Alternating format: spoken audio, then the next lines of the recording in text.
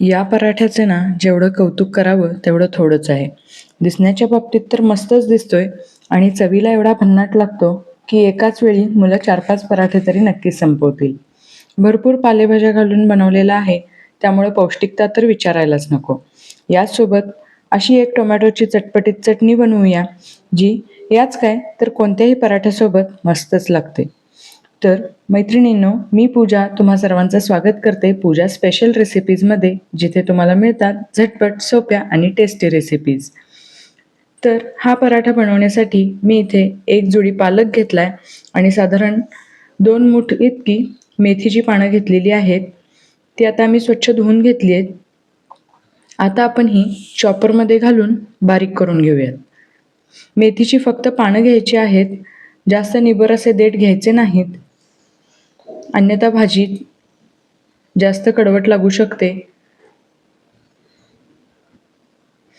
तर आता त्याचसोबत मी पालकसुद्धा चॉपरमध्ये घालून बारीक करते.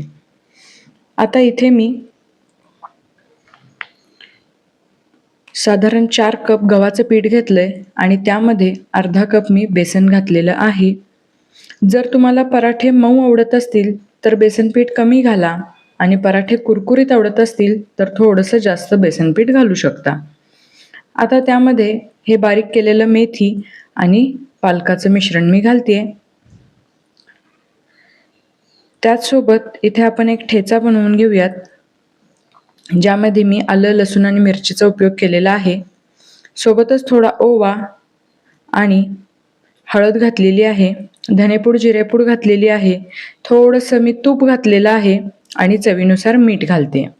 आता हे सगळं आपण व्यवस्थितपणे मिक्स करून घेऊयात आणि अगदी थोडा थोडा पाण्याचं प्रमाण घेऊन आपण इथे याचं कणिक मळून घ्यायचं आहे.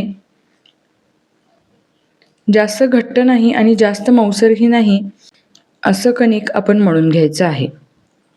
तर हे कणिक आता मळून तयार आहे. आता यावर मी ओलसर असा टॉवेल झाकून ह्याला काही वेळ ठेवून देते. आता आपण टोमॅटोची चटपटीत अशी चटणी तयार करून घेऊयात. त्यासाठी एका पॅनमध्ये मी साधारण 3 चमचे तेल घेतलेलं आहे आणि हे तेल आपण असं व्यवस्थितपणे पसरवून घ्यायचं आहे. तेल गरम झालं की यामध्ये मी साधारण 6 टोमॅटो अशा प्रकारे मधोमध कट करून फ्राय होण्यासाठी इथे ठेवून देते.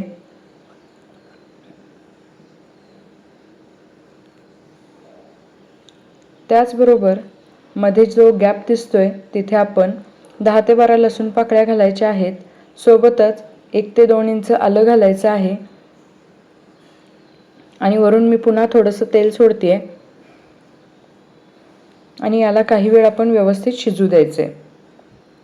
एक बाजू शिजली गेली की आपण ही बाजू पलटून घ्यायची आहे आणि दुसऱ्या बाजूने सुद्धा हे व्यवस्थित अगदी साल निघेपर्यंत शिजवून घ्यायचं आहे.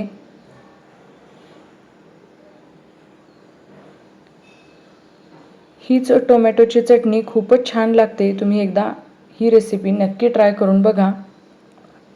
आता यालाही आपण साधारण 5 ते 7 मिनटं अशा प्रकारे फ्राय करून घ्यायचं आहे आणि तुम्ही आता इथे बघू शकता याची सालं व्यवस्थित निघायला लागली आहेत, म्हणजेच हा टोमॅटो अगदी व्यवस्थितपणे शिजला गेला आहे.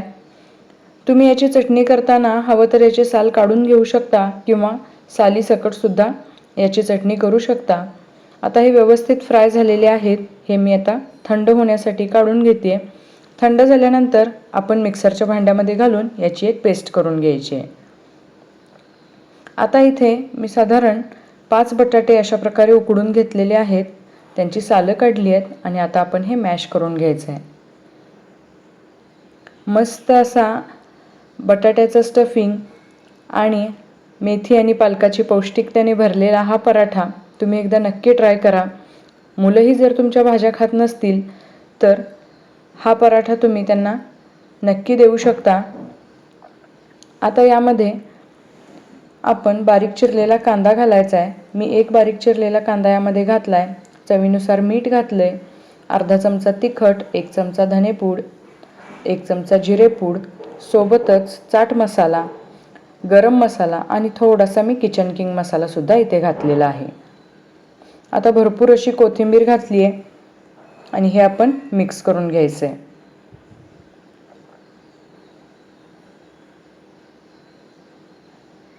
व्यवस्थितपणे मिक्स करून झाल्यानंतर हे आपलं बटाट्याचं सारण तयार आहे. आता आपण चटणीमध्ये पुन्हा काय काय घालायचं आहे ते बघूयात. तर जी टोमॅटोची आपण प्युरी केली होती त्यामध्ये मी एक बारीक चिरलेला कांदा, अर्धा चमचा लाल तिखट, 1 चमचा धनेपूड, 1 चमचा जिरेपूड, कोथिंबीर आणि चवीनुसार मीठ घालणार आहे. आणि हे आपल्याला अगदी व्यवस्थितपणे मिक्स करून घ्यायचं आहे. आणि ही आपली चटपटीत अशी टोमॅटोची चटणी आता तयार झाली आहे. आता एवढ्यात आपलं कणिकसुद्धा व्यवस्थित भिजलं गेलं आहे आणि याचा मी एक गोळा करून घेऊन त्याची अशा प्रकारे पारी करून घेऊ शकता तुम्ही. इथे मी 2 पद्धती सांगते आहे. अशा प्रकारे एक छोटीशी मी चपाती लाटली आहे आणि त्यामध्ये साधारण 1 ते 1.5 चमचा हे बटाट्याचं सारण घातलेलं आहे आणि सगळ्या कडा अशा प्रकारे बंद करून घेऊन आपण हे पॅक करून घेऊयात. आणि आता आपण याचा पराठा लाटायचा आहे.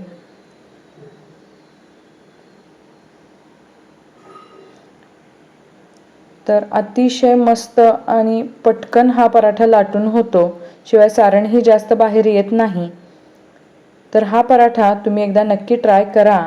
मुलंसुद्धा आवडीनं खातील आणि शिवाय त्यांना कळणारही नाही की यात एवढ्या साऱ्या भाज्या घातलेल्या आहेत. शिवाय जी आपण टोमॅटोची चटणी तयार केली ती तुम्ही कोणत्याही पराठ्यासोबत खाऊ शकता.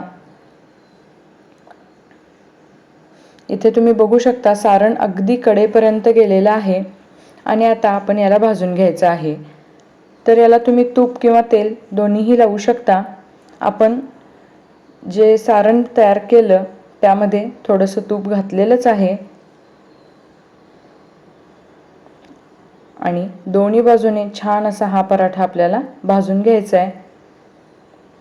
रंग किती सुरेख आलाय आणि वाससुद्धा खूप छान येतोय. आता हा पराठा तयार झाला. आता आपण दुसरी पद्धत बघू. हातानेच मी याची अशी एक पारी तयार करून घेते आणि आता आपण यामध्ये 1 चमचा मिश्रण घालायचं आहे आणि हे बंद करून घ्यायचं आहे. सेम पुरणपोळीप्रमाणे आपल्याला याचा गोळा तयार करून घ्यायचा आहे आणि मग तो आपण लाटणार आहोत.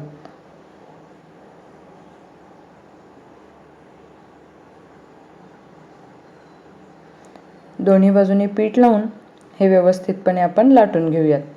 आणि बघा इथे हा पराठा लाटून तयार आहे. आपण जो बारीक चिरलेला कांदा घातला होता त्यामुळे थोडेसे होल पडतात, पण चव खूप छान येते. तर आता आपण हे पुन्हा दोन्ही बाजूनी व्यवस्थित तूप किंवा तेल लावून भाजून घेऊयात.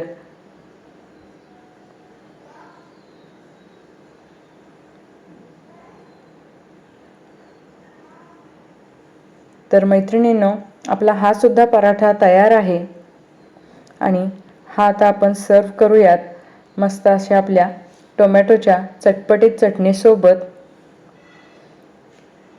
तर ही रेसिपी तुम्हाला कशी वाटली हे मला नक्की कमेंट करून कळवा.